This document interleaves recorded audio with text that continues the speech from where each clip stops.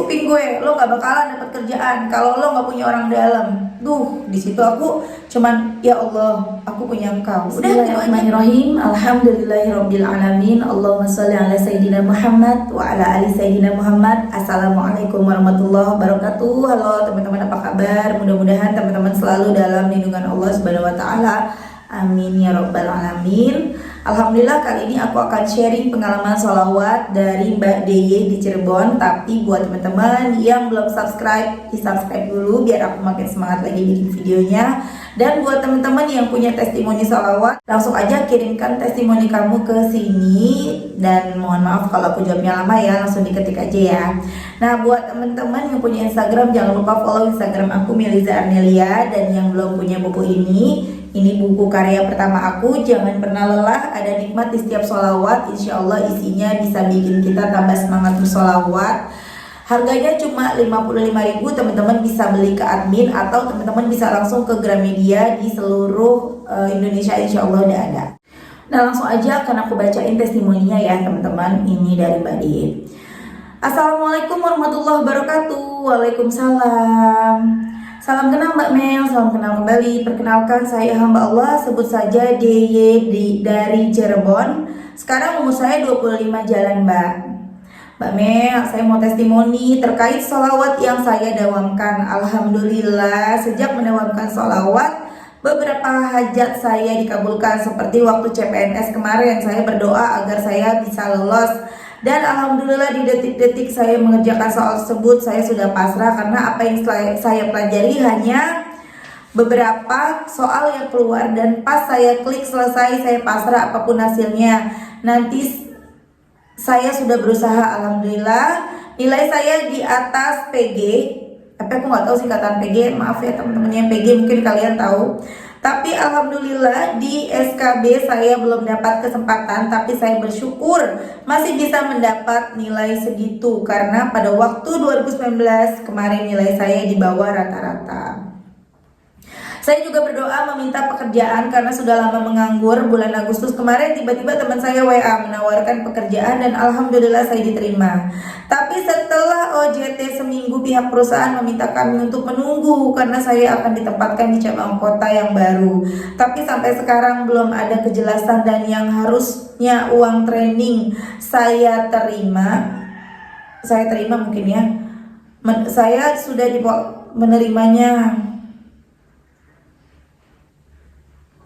Ini kepotong ya teman-teman, mohon maaf ya, langsung aja ya, tadi aku fotonya buru-buru.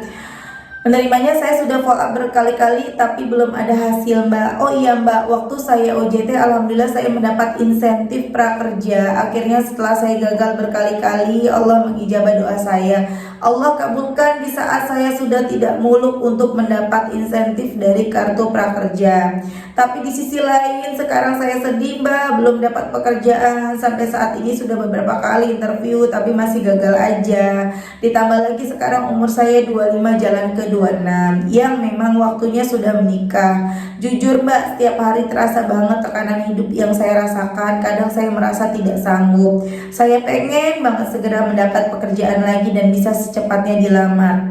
Sekarang saya terus meminta kepada Allah Subhanahu wa taala melalui wasilah sholawat yang saya dawamkan. Semoga Allah mengijabah doa-doa saya dan doa ini ya Mbak. Semoga saya juga segera dilamar, amin.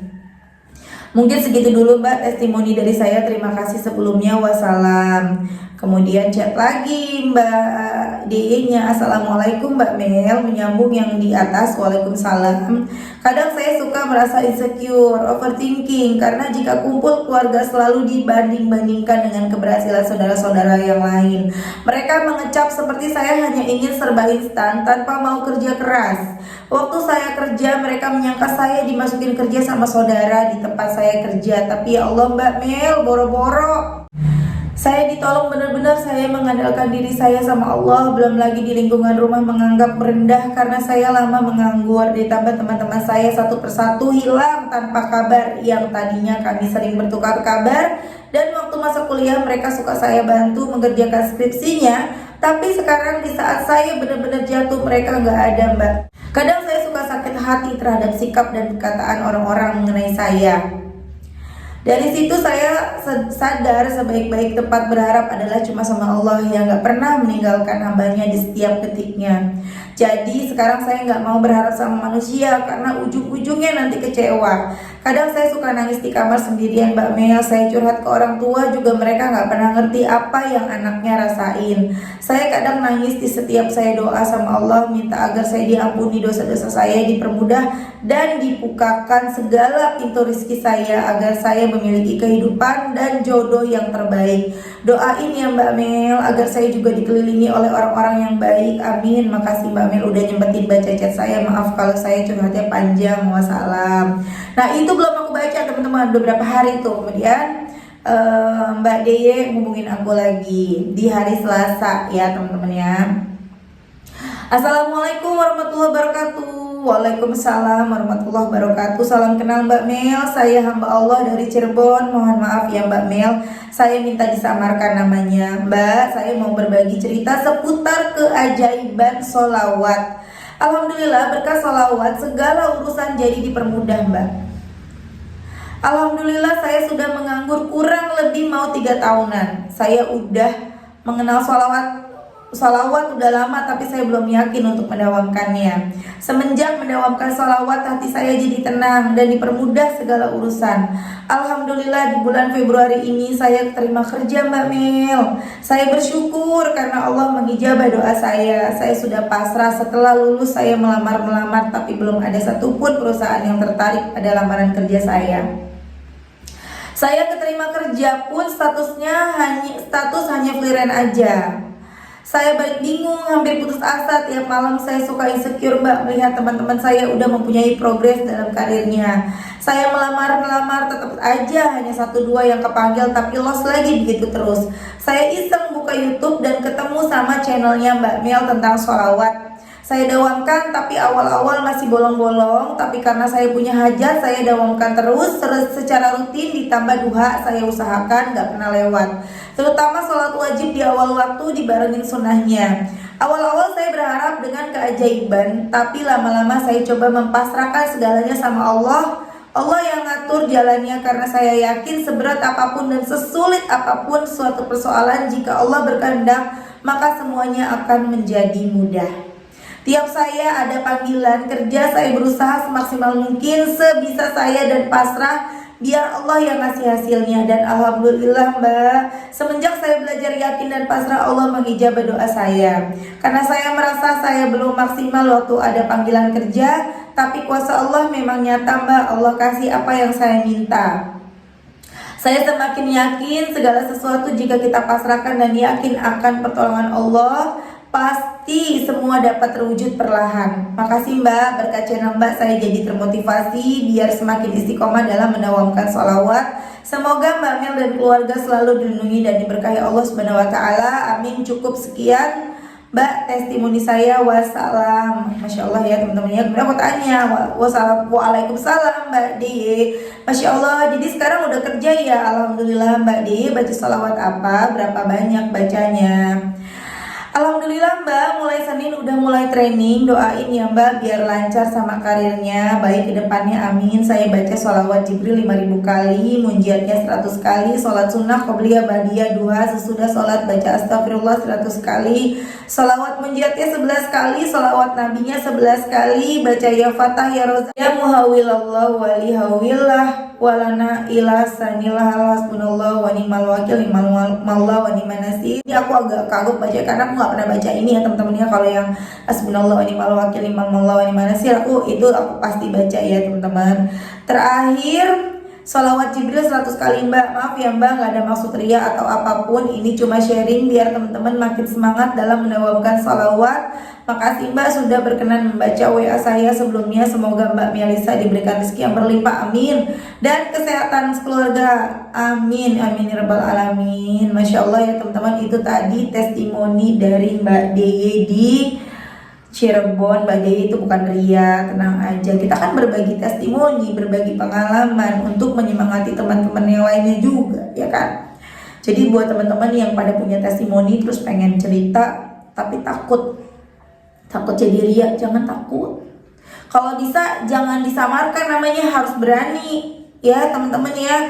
Biar apa? Biar nanti kan kalau tahu namanya mereka pun akhirnya mendoakan kan gitu kan.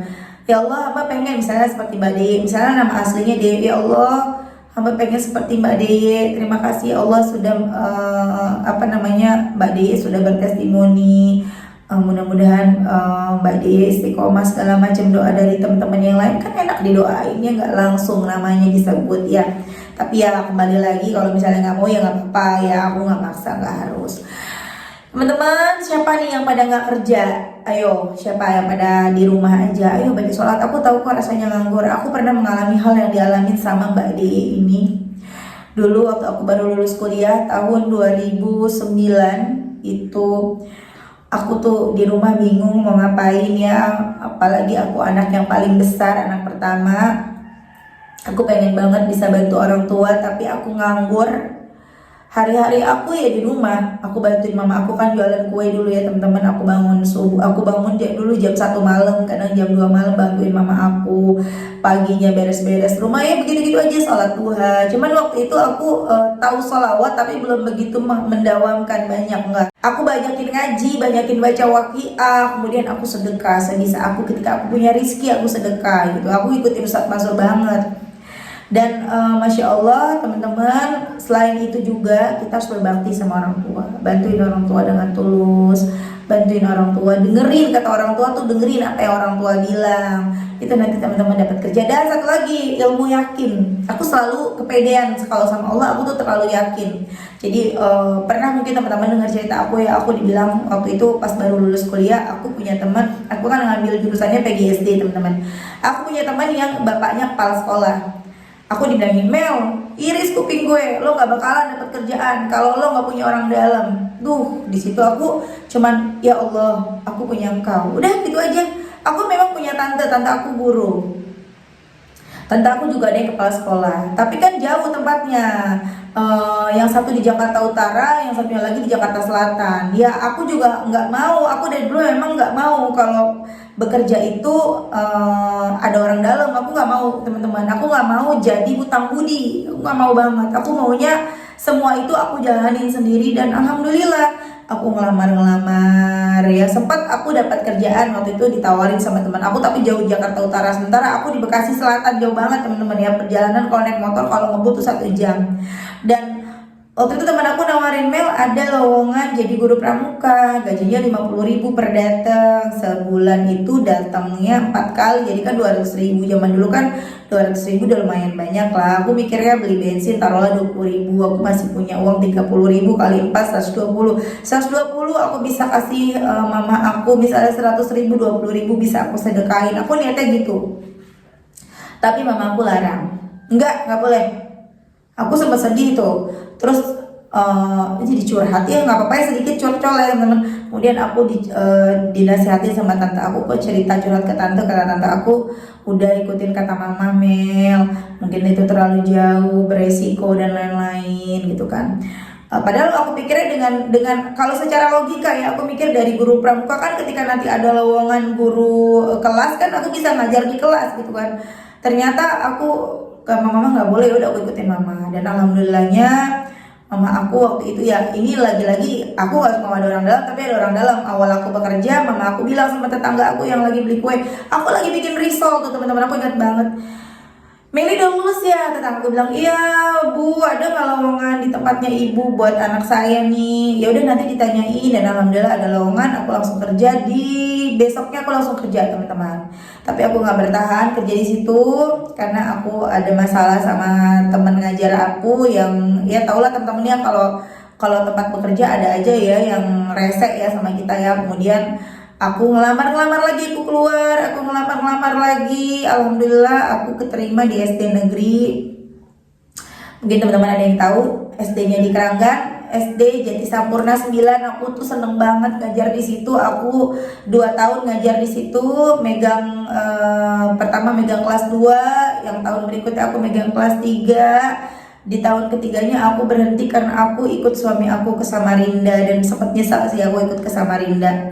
Lanjut ya teman-teman, di situ poin yang bisa kita ambil, kita tuh harus yakin sama Allah. Kita jangan apa-apa mikirnya pakai logika. Kalau pakai logika itu belum tentu nyampe, karena semuanya ada pada kehendaknya Allah. Semua itu Allah yang berkuasa, Allah yang berkehendak. Jadi kita jangan apa-apa tuh pakai logika. Apa mungkin? Apa bisa? Nggak ada orang dalam, begini begitu. Enggak, serahin semuanya sama Allah. Apalagi teman-teman sekarang udah kenal sholawat. Dulu aku tahu sholawat, tapi aku nggak tahu sholawat bisa mengantarkan hajat-hajat kita dengan cepat. Aku nggak tahu. Yang aku tahu nenek aku dari dulu, nenek aku, ayah aku selalu nyuruh sholawat. Mama aku, jangan lupa sholawat, jangan lupa sholawat. Nah paling aku sholawat kalau di jalan, kalau lagi takut, kalau lagi sholat tahajud. Udah segitu-gitunya aja. Aku nggak pernah baca sholawat seperti sekarang gitu teman-teman, kemana-mana baca sholawat. Dan teman-teman sekarang yang udah pada tahu sholawat, ayo manfaatkan sebaik mungkin, baca sholawat sebaik-baiknya, sebanyak-banyaknya. Insya Allah terkabul aja teman-teman. Tadi dari poin curcolan aku itu, poinnya satu, kita harus yakin sama Allah. Yakin, kemudian berbakti sama orang tua, nurut sama orang tua, nurut ya, berbakti, bantuin orang tua. Kalau orang tuanya dagang sama kayak aku atau apa, yang rajin. Nanti Allah senang, orang tua kita senang, ridho, doain kita, Allah juga ikut ridho. Kan ridho Allah, ridhonya orang tua. Akhirnya apa?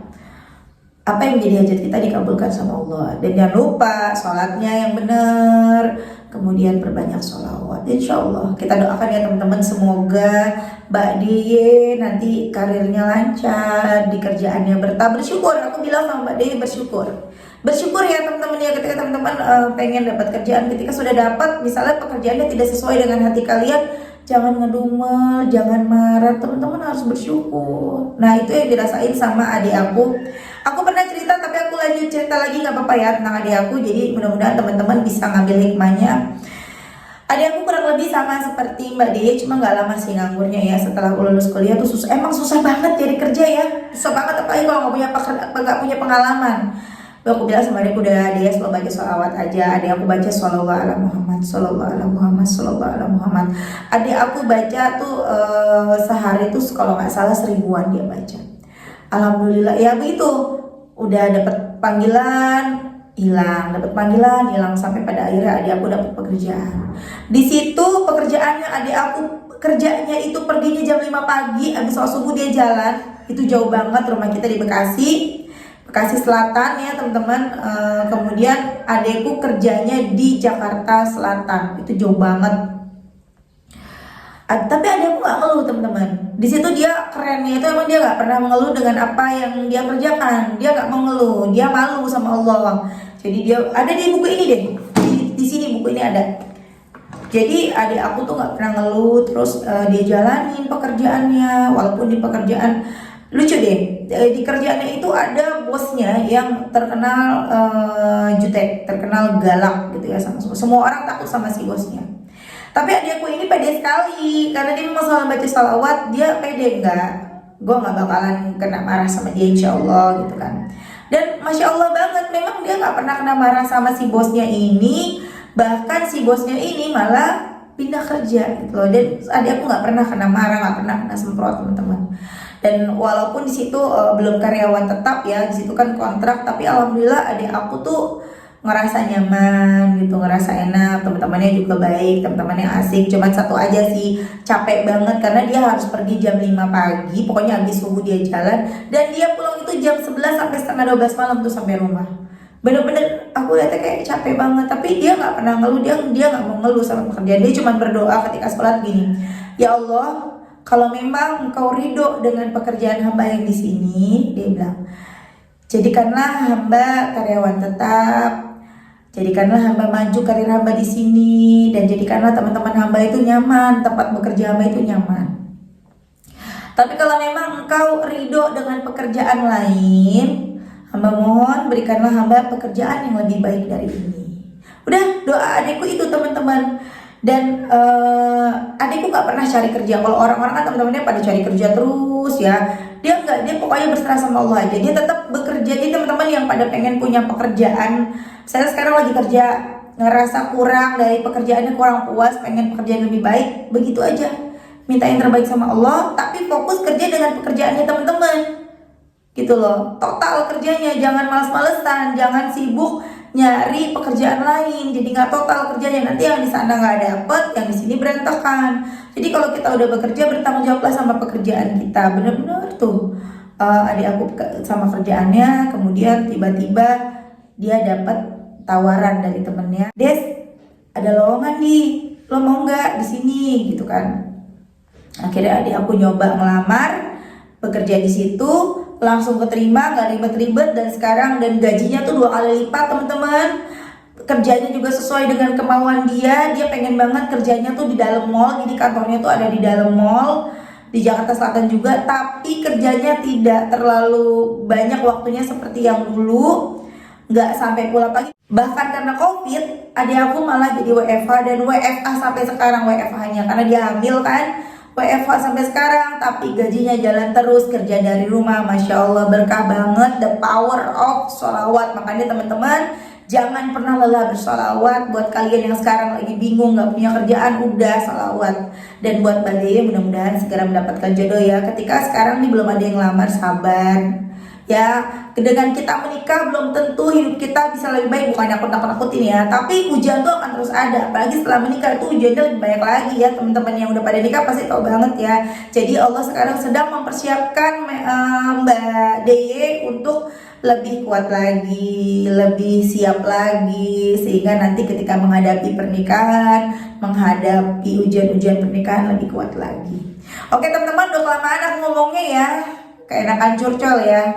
Terima kasih udah nonton, mudah-mudahan bermanfaat dan jadi motivasi buat teman-teman. Assalamualaikum warahmatullahi wabarakatuh.